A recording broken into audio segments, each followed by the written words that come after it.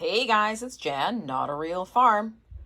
What you're currently looking at right now is called a Beers Black Fig Tree. And today we're going to get into it and talk about it a little bit, just in case you're interested in growing one of these yourself. My figs, I've brought them inside into the laundry room out of the greenhouse, and they are finally starting to ripen. So see here, you can see how it's going purpley, sort of brown. The next one is doing the same thing. And what I found with this plant is it needs full sun in the summertime in the greenhouse. It loves how hot the greenhouse is, but it also needs high nitrogen fertilizer every 4 weeks to make sure that you can get a fairly decent size for your figs. The soil itself, what I've done is I've used a regular potting mix, as you can see here. So there's nothing fancy in this fig. You can actually see where I've taken it out of the little pot and put it in the bigger one. This is just going to take a regular potting mix. I've added some bark chips to it because that also helps with feeding the tree. And I've gotten some really nice leaves happening. And the tree is finally starting to sort of get bigger.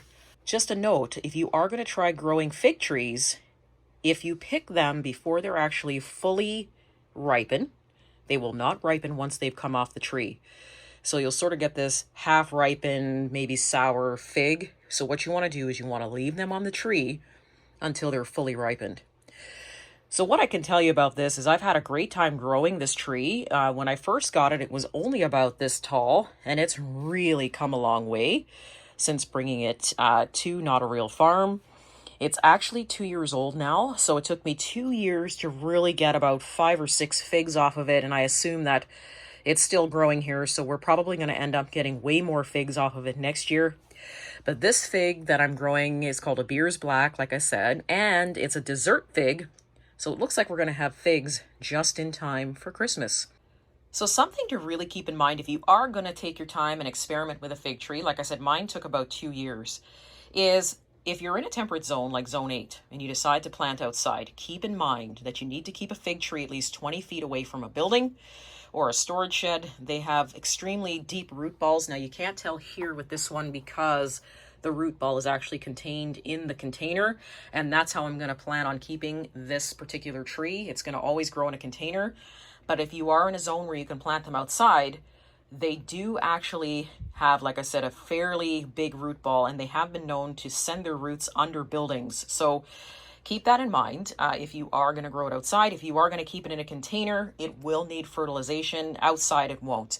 Figs do fairly well, almost borderline neglect. You really don't have to pay a lot of attention to figs, which is why I like it.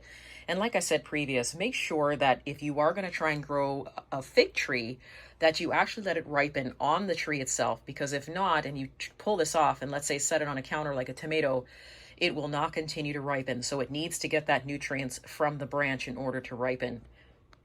Another interesting fact that you might want to know about a fig tree if you are experimenting is a fig tree actually has irritants in its sap. So when you pull the fig away from the tree, there's an irritant that's a deterrent for animals in the sap of the tree. So it's protecting itself when you pull the fruit away. So one of the things you might want to do is if you are harvesting figs from the tree is you might want to wear gloves, because the irritant is actually really bad for your skin. So for those of you that do have a fig tree or are interested in using a fig tree and you want to propagate it, and I do apologize if the video is dark, I'm in my laundry room, but fig trees tend to drop their leaves when the light gets low. So I suspect that the leaves on this tree will drop soon. If you are interested in propagating the tree, what happens is, if you see these little nodes here on the tree, there's a node here, there's a node here. There's actually quite a few nodes if you go down the tree. So if you're interested in propagating them, what happens with this is you would normally take a cutting of about 8 to 12 inches long. So let's say about this long, and you're going to cut below the last node, which is going to be this guy right here. Let's say we want to make a cut. We can make a cut here. We can make a cut here. So let's say we're going to go just below the last node here. You're going to take that cutting. You're going to take your shears or whatever you have that's really sharp, and you're going to make a 45-degree cut on this particular cutting.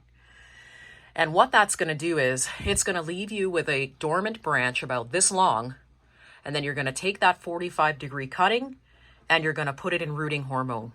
Now, what'll happen, like I said, with a fig tree is it will drop all of its leaves. So essentially it's going to look like you have a dead twig, but that is just the fig tree actually going to sleep pretty much for the winter and being dormant. So don't panic.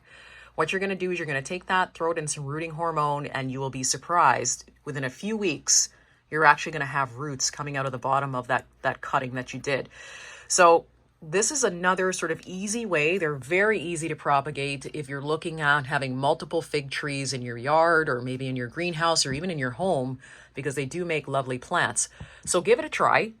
It does have to be cut under the last node. So we're going to, for me, that would be this guy here. Like I said, you'd cut it on a 45-degree angle. Some people don't use rooting hormone. I do, simply because what happens is it will speed up the amount of roots and the amount of nodes you get. So if you're interested in multiplying your fig trees, this is a very, very easy way to propagate your plants so that you don't have to spend the additional money to buy a secondary fig plant, because as we know, fig plants are expensive to buy and we're looking to save money. So this is a very easy way to propagate and double up your fig trees. Count the nodes that you've got on your tree, cut underneath the last node.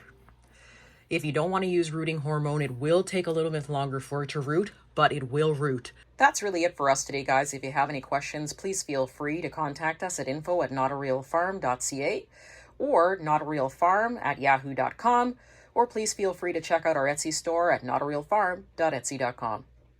See you soon.